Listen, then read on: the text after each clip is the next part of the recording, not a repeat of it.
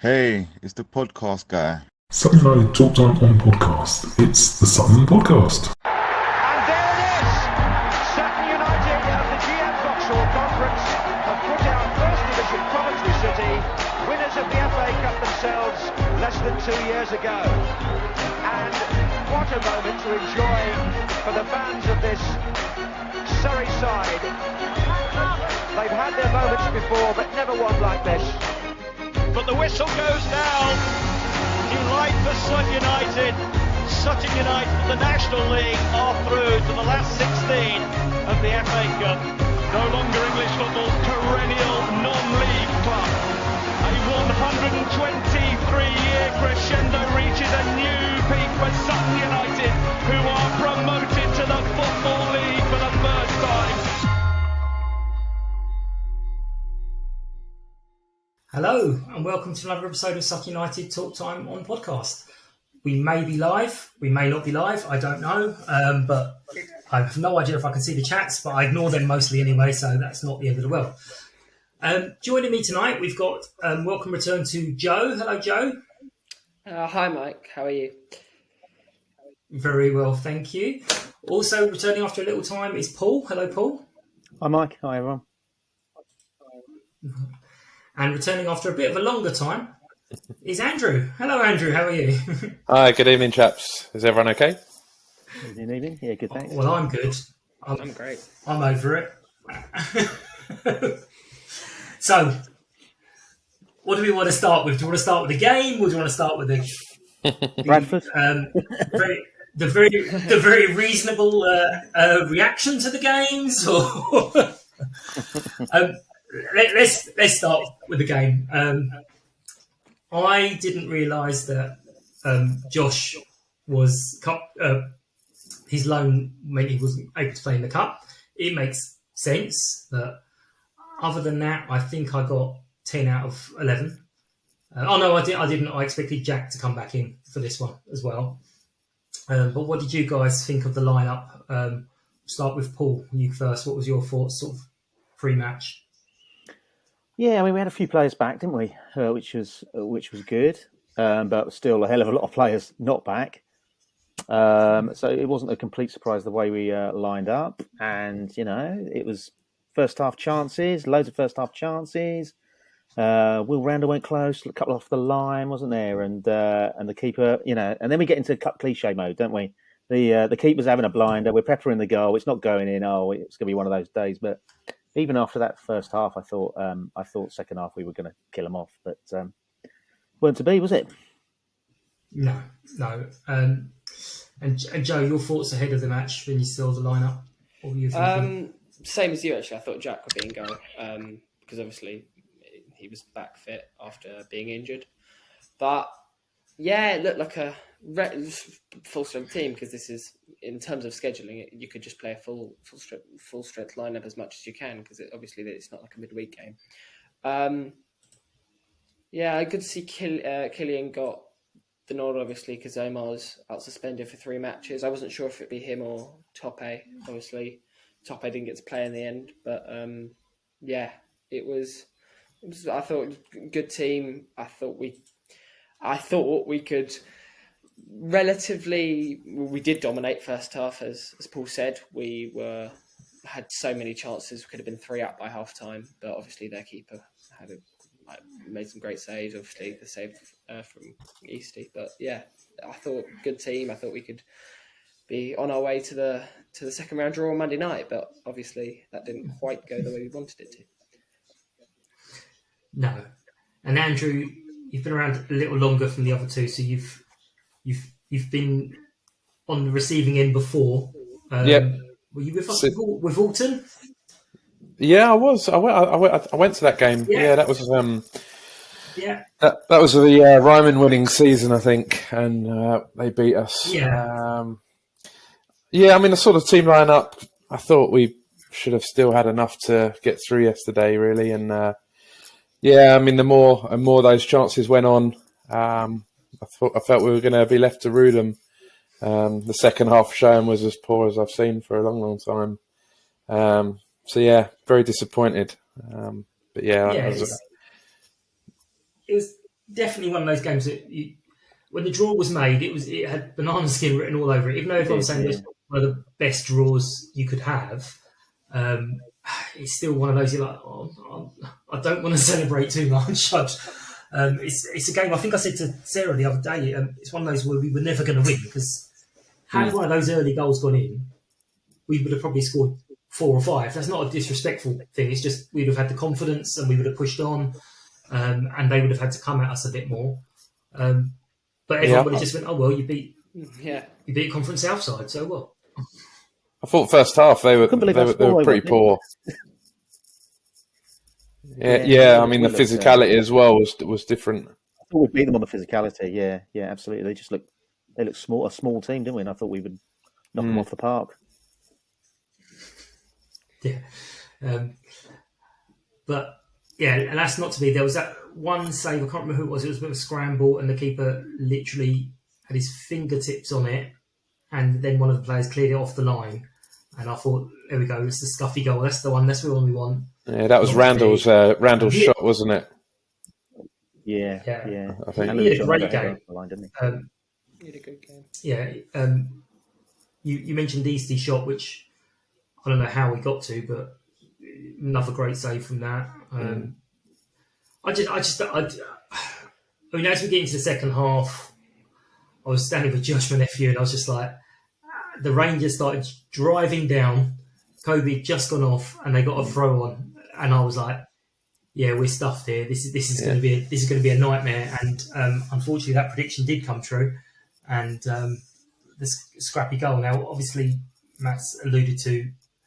We've had this before, where a goal was conceded shortly after having to make changes at the back. I mean, obviously, none of us are managers, but what's the solution? I keep seeing people, lots and lots of people, and I'm not, if anyone said it on here, people saying, why does Tope not start a game? How's he going to stop that happening at the back? First of all, we've got to admit it's a problem, haven't we? I don't know whether the managers and the management team are, they're playing the media game quite right, and so it's not a problem. But for all the gibberish that was online, there was that stat that said that there's been 10 goals in our games from 80 minutes and over, and 9 of them have been against us. So that does indicate there's a little bit of an issue there, isn't it? And I suppose the first thing about an issue is you've got to admit there is an issue and do something about it. I just think overall we're missing a leader at the back. Yeah. We go back to it a lot, don't we? And Ben Goodliff missing is critical, absolutely critical. And it's really unfortunate, especially that we just looked after Kobe went off, because he's been so vital at the start of the season. He's been just performing every single game. We just looked a little bit lost, and it was that kind of typical goal, as you said, that first goal, that we just seem to concede. It's that kind of back post, someone switching off, or it's that just the ball, one man lost in the middle, and then before you know it, they've just got an easy tap in.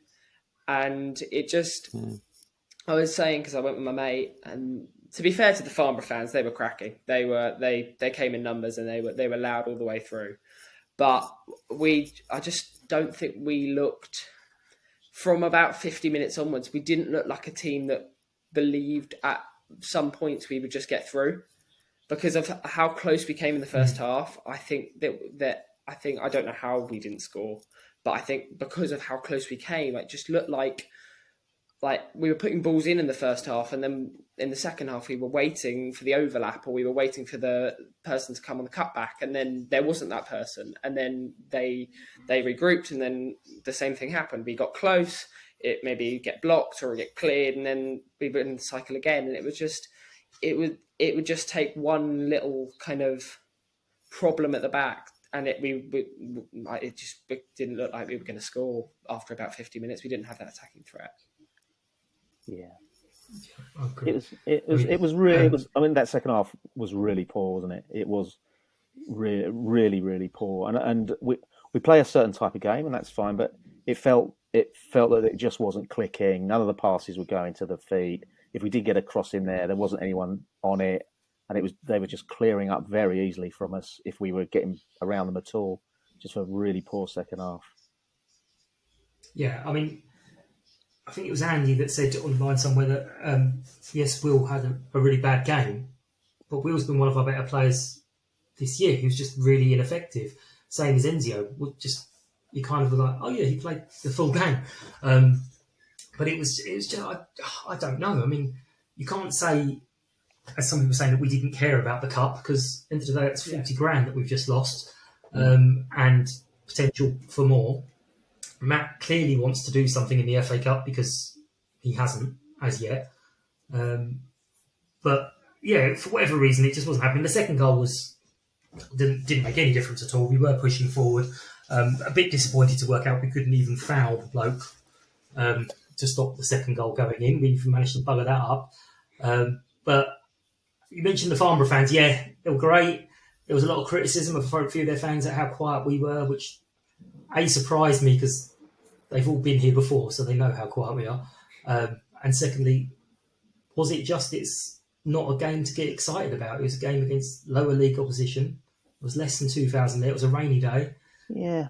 And there's a little bit about that home and away, isn't it? Because if they'd seen us at Wimbledon, it was 1,200 there and it was absolutely rocking, wasn't it? So I think there's something about an away stand, isn't it, that brings out the best in a team's fans. But yeah, that wasn't going to bring out the best in us. No, never. I mean, it is the FA Cup. It is exciting, but it's difficult because that was our first game. You don't have any time to build any momentum, and we're out. So, and also, as you said, it's the Pizza Cup. It's also a lose-lose situation for us, isn't it? It's a win-win for them. You said it. It was like, if we won, you beat Farnborough. If we lose, it's like, okay, we lost. But the same for them. If they win, it's like, oh my gosh, you got a cup set. But then if you lose, you're like, all right, you were the underdog. And it was just, I don't think we can. I just turned away because I was standing like next to the pitch for the second goal. I was just because I wanted to get on the bus, get on the 413 back to Sutton, and I was just like, you know what? If this second goal goes in, I saw them countering, and we just didn't look like we could stop them. They were just charging down the pitch. It looked like we had nothing to get rid of them, and I just saw the ball roll into the net, turned, and walked out. It just there was no. Yeah. I know we can't. There was nobody that particularly. I think Kobe played quite all right. Louis and Kobe played the centre backs, putting some nice balls around in the first half, and then when he went off, it was just like little lost. There was a few. Rob lost a few balls. Our centre mids kind of just lost the ball a few times, and it was just disappointing. There's not really much else I can say about it in the second half. That's how it was. No, I think you said it earlier, Paul. That the organisation at the back. I mean, we've got Kobe and Louis who played together, but neither one of them you would say is the big organiser and the talker.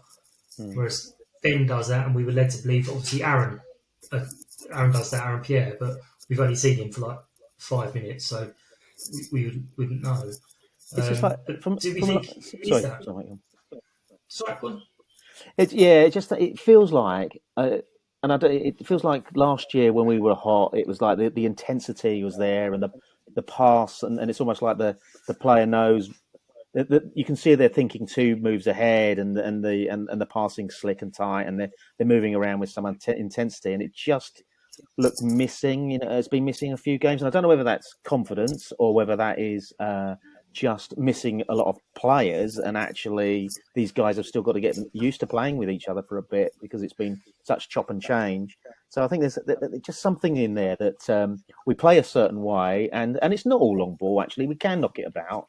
And it just feels as though the intensity around that and the fluidity is missing a little bit. Certainly was yesterday, second half anyway. Do you saw it? Do you think that could be? Continue.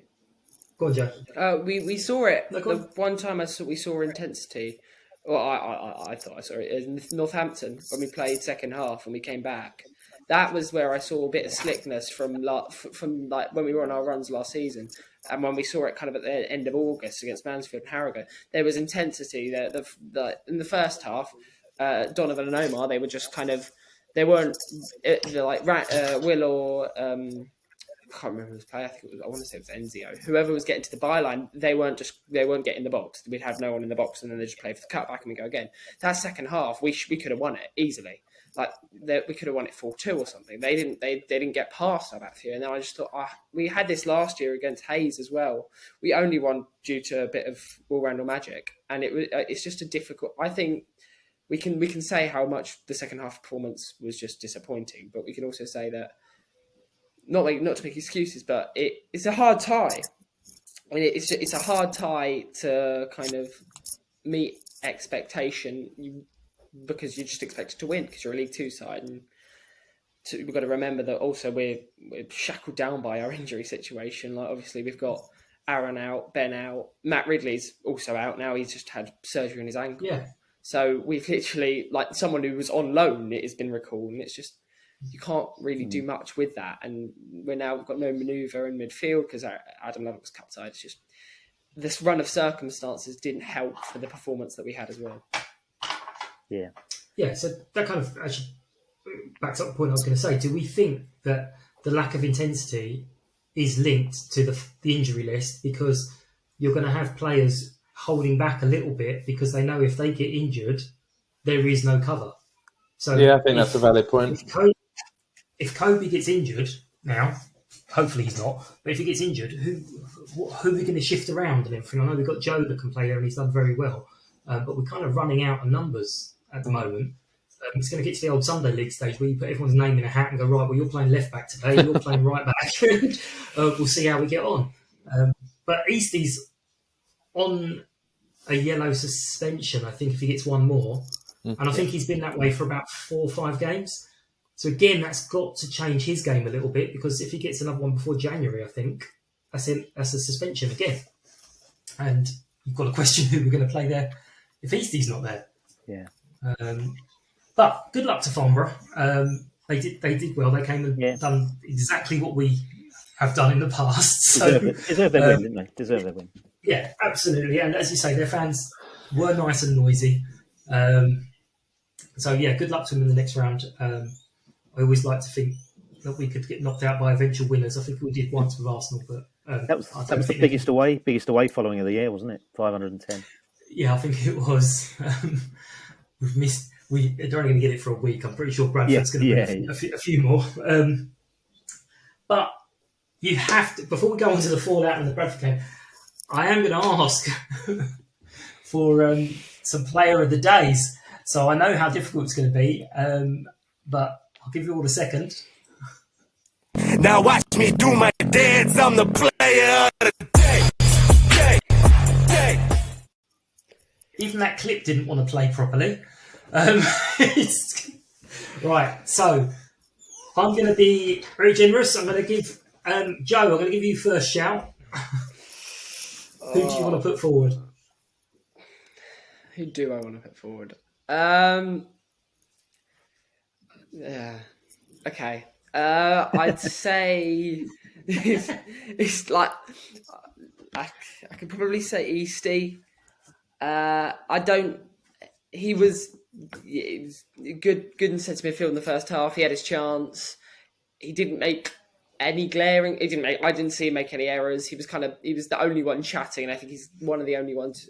Obviously, Ben, if he was here, but he's the leader of the group, obviously. So he kind of tried to get him going, but it's like to use a phrase, best of the bad bunch. But he was, I don't really much I can say. Yeah. So I'd say Eastie.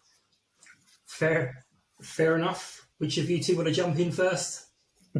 Go on, Paul. Go on, Andrew. Sure. Blimey. Good luck going third. I would have probably gone Eastie first. Probably. For me, sorry. The girls in the kitchen did a really nice burger. That is true. That was a highlight. Very nice. No. I don't mind stretching it, but that's too far. I'll probably go Will Randall then, but you'd struggle to get me in the dock defending it. But okay, best of a bad bunch. Go on then, Andrew. I'm probably going to get a bit of stick for this. It was my first proper viewing of. He was good. He just ran away. His connection's gone just as he said that. Oh really? Did it go? Oh, jeez. You said I'm going to get some stick for this. I'll go for Sam Hart, and then it cut off. Yeah.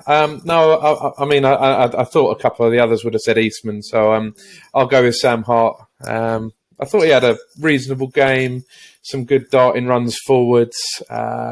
He made a couple of good interceptions. Yeah. But yeah, I mean, it was tough, isn't it, picking a star player from yesterday's showing? But yeah, I'll go with Hart. We've had a look at him now, haven't we, for a few games? Yeah.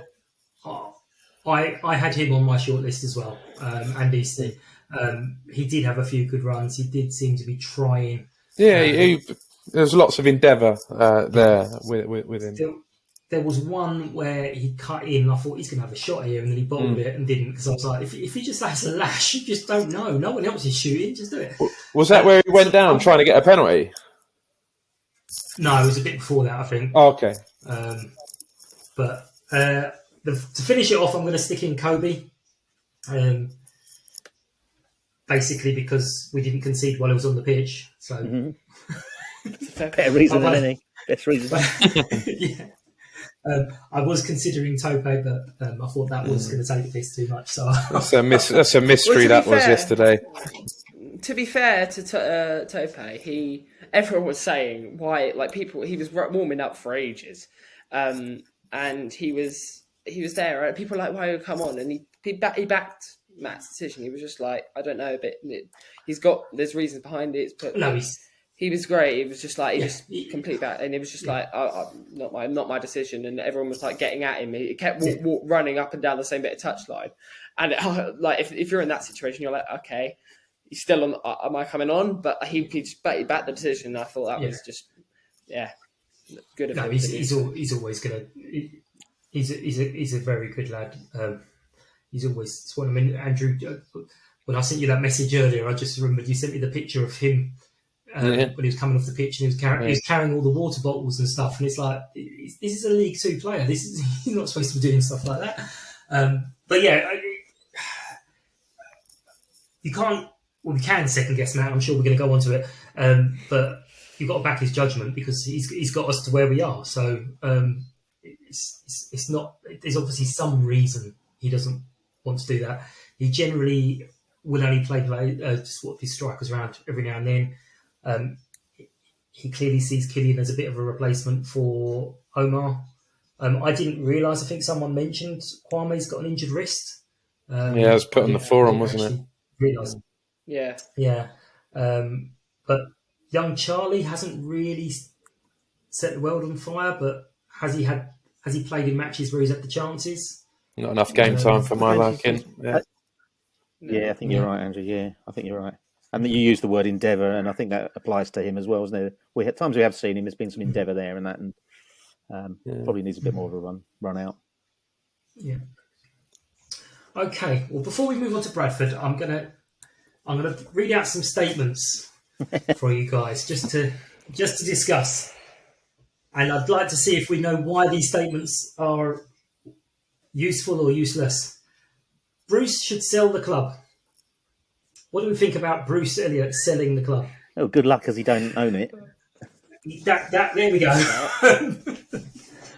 He's chairman, isn't he? Wonderful. I mean, this was from someone who, Andrew, correct me if I'm wrong, he's supported the club for 40 years. He says so.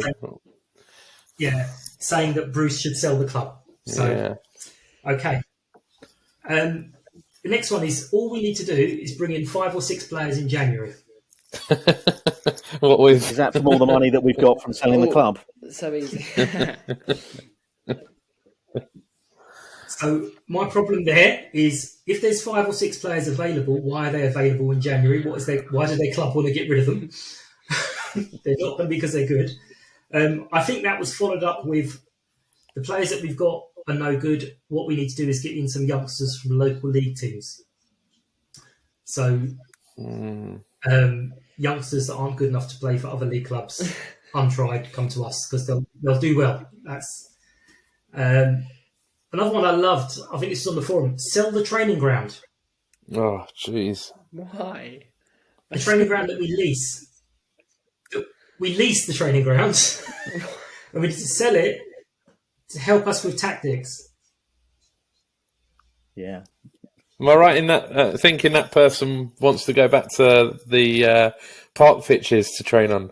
I didn't. There didn't seem to be an alternative offered, but how selling the training ground that we don't own. And we know a training ground is their working environment. It's very important. So having a decent one and a good one that we've managed to find, and surely that's a good thing. Again, forgetting the actual selling it and stuff like that. Actually, having a good one is a key selling point. If we can't pay wages, then actually having a decent place to work, essentially, Absolutely, got to be part of the carrot, isn't it? And it was good enough for QPR. Last year, so it's come on. It's great. To go back to one of the earlier ones about January, like I don't think that obviously you said it, like if they won't get anywhere else, where are you going to bring them in? But I think obviously you look at the injuries, we need if they're nationally, we need depth. Like obviously last year the squad was great. We only brought in Stuart Nelson was the only one we brought in, I think. And he was just backup keeper because obviously we had keeper problems. I'd say maybe I don't think we need another striker because we've still got Charlie, we've got Toffee. Another centre back if depending on how long Aaron Pierre's out for. Another midfielder. Yeah, that's maybe it. We do need people in January. I think we need to loan maybe. We need Matt to work his magic and get players who are hungry and want to take the step up, like Joe, like Omar, who are playing at that lower level but could do the job for us. One of the others, the players are basically non-league quality, and we miss the big names that we let go. Now, I know we're all a fan of Dave Adjaboy, but the fact is he was bought from 2 levels below us at the time. Yeah. He was non-league quality, and he's not getting a game in the league above us. So, just a point on Adjaboy. I'll be stunned if he doesn't come back to us in January on loan. That's what I was going to say. I was saying if he doesn't come back to us, I don't know what else he's doing. He's got like 2 appearances at Peterborough. Yeah, I would as well, wasn't he? A few weeks. I would imagine that's already been put in motion. I think. Yeah. My only worry on that kind of thing is when Rory came back to us from Dundee, he was not the same player. His confidence was absolutely shattered. You could find that we have the man back, but not the player. Yeah, the mind. Yeah. But there is something about that January. I think we did have some lessons learned about that January window. Wasn't quite sure how to play it last year. No, and I agree totally what Joe said. Except I would probably. I mean, I know the striker thing is. We tear our hair out with this one. Is we're in a weird position that we got some really good players in those places who play some really good stuff and absolutely add to the team. Except they don't score a goal, and actually they're there. A striker is there to score the goals. The old Wrexham documentary, I watched it this week, and Phil Parkinson was on there, and he was saying, it's the most important person on the pitch. You need someone to bang the ball in the net. And for all our good players in that space, they're not putting the ball in the net. And I know, Mike, you've mentioned about we bring in a good player, or we get someone who's banging it in the net, and of course they'll clear off. And I think I think you're right, but we need someone to put the ball in the net. Otherwise, it's. Do you think they need better service though? Absolutely, and also we do need a greedy sod. We need someone to just get their big toe on it or their backside or whatever. It's just someone whose first thought is to shoot, not to pass it on. That's one thing. Yeah. When he scored against Northampton, I thought that's the goal. That's going to be the one. He's done it now. Let's move on. And even yesterday, he was back to just passing it. It's like, just shoot. He blazed it over the bar. He blazed it over the bar, didn't he? There's composure from that place where. Oh, don't get me wrong. I think he's a fantastic player, and absolutely well worth his time.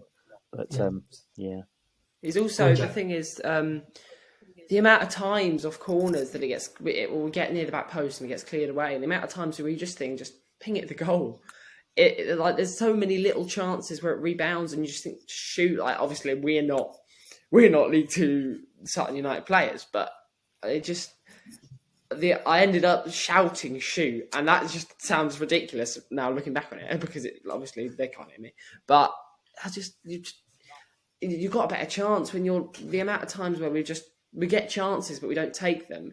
surely at that point you just want to give it a go, because there could be a handball in there. There could be a block that rolls to Donovan or Omar to Will, and it just gives us a chance. If we don't shoot, then you won't get anything. I think a deflection for another corner. Yeah, exactly.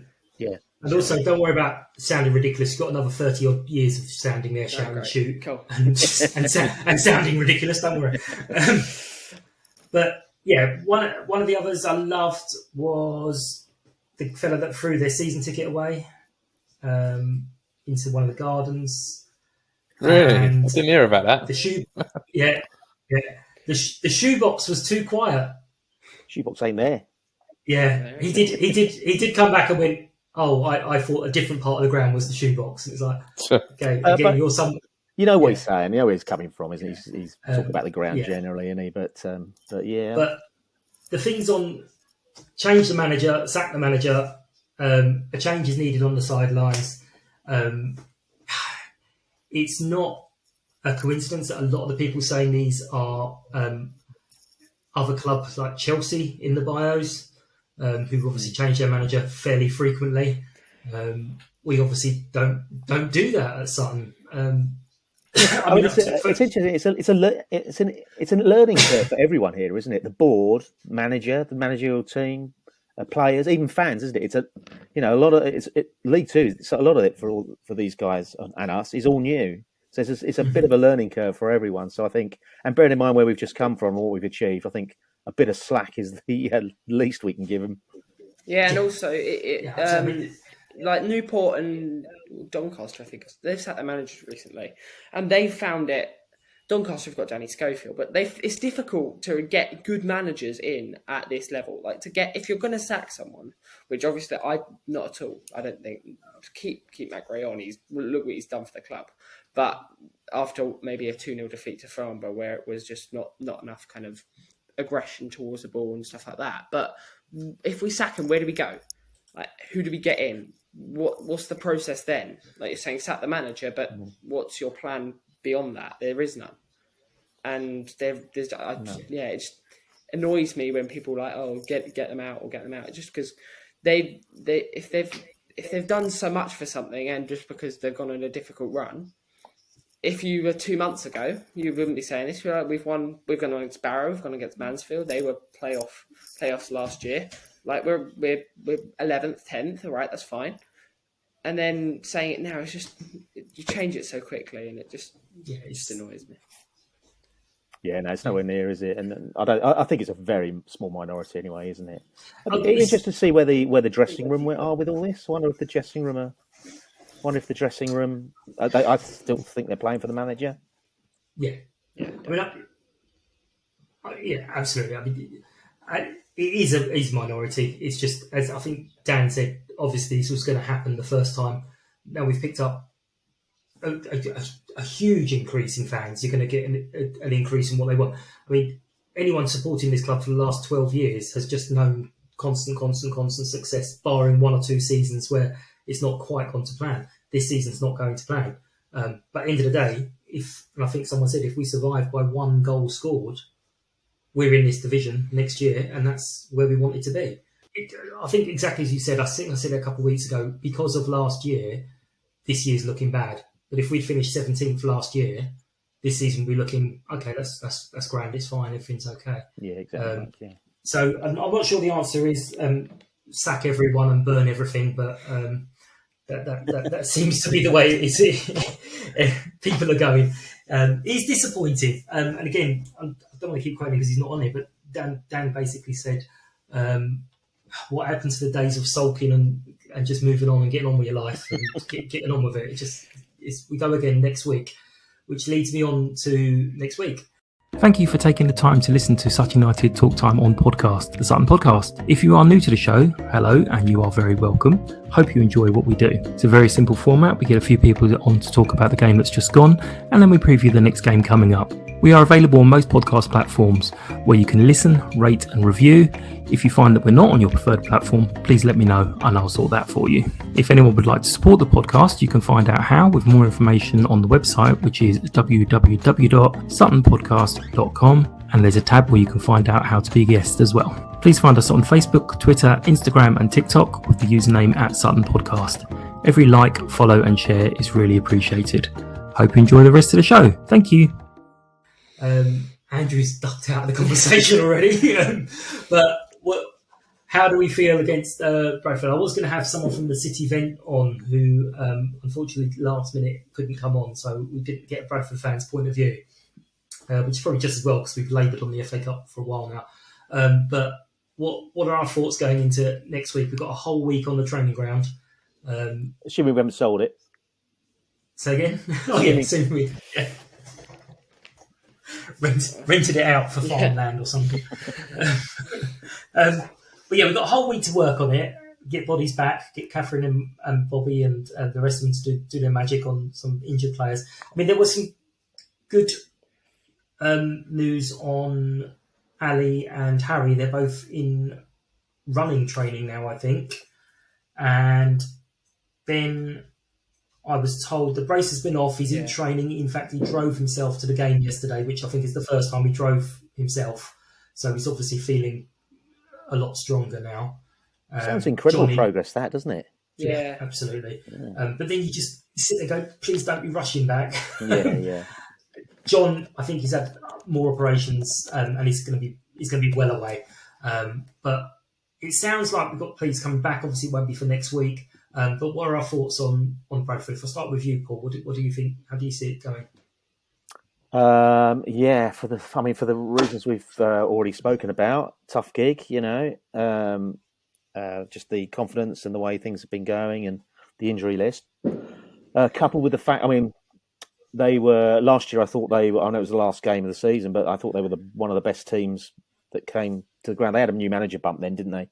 But they looked terrific at GGL last year, and they're going great guns to this season. So tough game. Yeah, last year was again really disappointing at that time. I did try and say actually if that match had happened in August or September, we would have just shrugged our shoulders and moved on with our lives. But because it happened right at the business end when we needed a result, it was just devastating. Joe, what do you think for next week? I think they're quite a big club for League Two, Bradford. They'll bring supporters, and I think we just need to reset. Like the amount of times I've said to myself or on here, the reset will go again. I don't really know what to expect. I think yesterday, bit of an anomaly. I think we've lost games this season. Obviously, Stevenage, Stockport, but we had Stevenage, very good team this season. Stockport, obviously, we had Omar's red card. I think Bradford, obviously, as you said, it could be a difficult one. We have our home form precedes us, but that's been a bit ooh-ah in the last month or so. So we just need to I think maybe, I'm not saying change everything, but not to criticise Lewis Ward, but he didn't fill me with confidence yesterday. I'm not saying bring Jack Rose in. Obviously, he hasn't had a run of games, but otherwise he's just kind of stuck there. Brad's kind of our sub-keeper, and Jack Rose will just kind of be out of the frame. And you've got to have that fight again. Get it. Jack went out when we saw him. He seemed to take control. He seemed to want to play like football on the break. One thing about yesterday I didn't actually say was that there were chances where Lewis would just get the ball and then it just stop. It'd go dead, and we have players that can go on the break, and we saw that with Eastie's chance with the ball forward, and we caught them unawares, and we have that capability, and especially when Josh is in the side next week, which I hope he will be, we have that pace who can just run through everyone and score. We saw that against Mansfield. He got past 4 players in one move, and I kind of want to see him back. I think we could. We are underdogs going into the game. Obviously, league form, and I think just general depth, obviously with injuries. But I don't see it being an easy day, and I don't see it being. In the nicest way possible. I don't see it being a bounce back. I think it could be to take a 1-1 draw. I take that. I think there's a possibility if we score early that we could 2-0 to 3-0, 3-1. But I think if we do the same as yesterday, I think it could be a very difficult day. Although they have had some issues recently. I think one of their star strikers on loan, Kean Harrott, he's been called back by his parent club after like disagreements in the dressing room. And there's apparently, this is from what I've read, conflicting things going on in the Bradford dressing room. So I don't know if that will play a factor, but that's just one player. But he's gone now. But that's the only thing that I can know about them really. Cool. I'm going to come back to the Lewis Jack thing. I just messaged Andrew to see what his thoughts are. Christ, where to start? Pensive, not looking forward to it, fearing of beating another blank in front of the goal. So glad he wasn't here. Miserable git. Lewis, I actually mentioned this yesterday to Josh. He's got everything you want to succeed in a goalkeeper. He's tall. He can actually kick with both feet. Unfortunately, his kicking is shocking. I don't know why he aims for the wings. I mean, if he aims for the centre circle, he might slice it out to either wing. But where he's aiming for the wing, they're going out to for throw-ons. And there's just something that I'm not sure if the confidence is not there. But as you said, Jack, he had first couple games, there was a bit of worry, but then he settled down. He was in team of the week for like 3 out of 4 weeks. So I kind of would like to just see him back just to see the difference between the two. But Lewis has got everything you want to succeed as a goalkeeper. It's just not happening. Whether that's because the defence in front of him have given him no protection or not, I don't know. But yeah, I think we might potentially see Jack back sooner rather than later. But I too am a little bit worried about next week. I'm just hoping the weather's not as cold because I don't want to stand in the cold watching that again. It's not the greatest in the world. Right. On that miserable note, we will wrap it up. Thank you for your time. Thanks to everyone for listening. Joe, thank you. Paul, thank you. Andrew, when you listen back, thank you. Cheers, mate. Take care, and we'll see you all soon. Thank you. Bye-bye. Bye. United! United! United! United! United!